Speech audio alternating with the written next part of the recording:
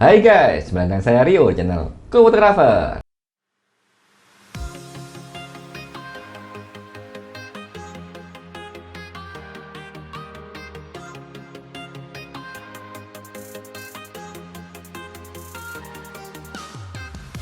Ya, bagi kamu yang berkunjung ini, jangan lupa tombol subscribe dan jangan lupa follow Instagram kami di @fotografer. Oke guys, di video kali ini kita akan menjawab pertanyaan bagaimana agar hasil foto itu tajam. Nah, kalau kita ngomong tentang hasil foto, berarti kita belum berbicara tentang komposisi, tentang pengaturan dan sebagainya. Nah, kita hanya berbicara tentang hasilnya supaya tajam. Nah, untuk tajam itu ada berbagai macam metode, dan yang pasti tidak bisa lepas dari segitiga exposure. Nah, apa sih pengaruhnya dari segitiga exposure? Yang pertama itu berbicara tentang shutter speed. Shutter speed yang lambat ini akan membuat objek bergerak itu akan menjadi blur atau buram karena kita kurang dengan settingan shutter speed. Nah, ini yang membuat foto tidak tajam. Nah, yang kedua adalah kita hubungan dengan diafragma. Nah, kalau kita bicara tentang diafragma, berarti kita berbicara tentang bukaan lensa. Nah, bukaan lensa ini juga sangat berpengaruh guys. Misalkan nih, ketika kamu lagi foto rame-rame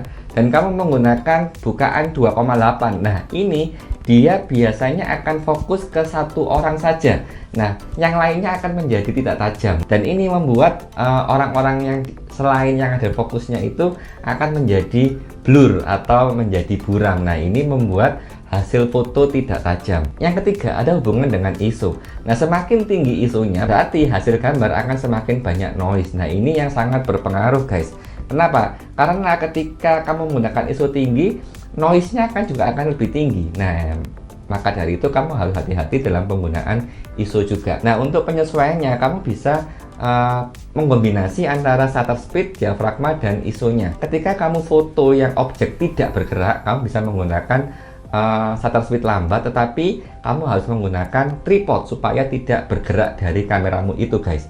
Yang kedua, untuk diafragma, kamu harus tahu nih objek yang kamu foto apa. Kalau fotonya itu memang objek yang sendiri, nah kamu bisa menggunakan lensa yang bukaannya lebar 2,8, 1,4 seperti itu guys. Tetapi kalau kamu foto rame-rame atau foto grup atau foto landscape, kamu harus menggunakan f11, f16, dan f22 supaya hasil fotonya lebih tajam guys. Yang ketiga, sesuaikan ISO-nya juga. Nah, untuk ISO kamu harus tahu kamera yang kamu pakai ini ISO yang paling tinggi secara data berbeda dengan ISO tertinggi secara di lapangan. Biasanya di dalam kamera itu memang bisa maksimal, tetapi akan noise-nya tinggi.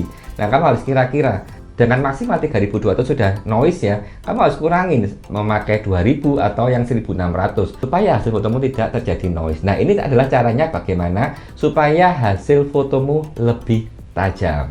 Oke guys, jika pertanyaan silahkan tulis di kolom komentar, kita akan diskusi lanjut.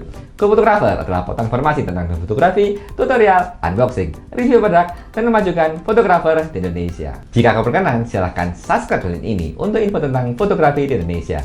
Saya Rio, sampai jumpa lagi di video fotografer lainnya. See ya!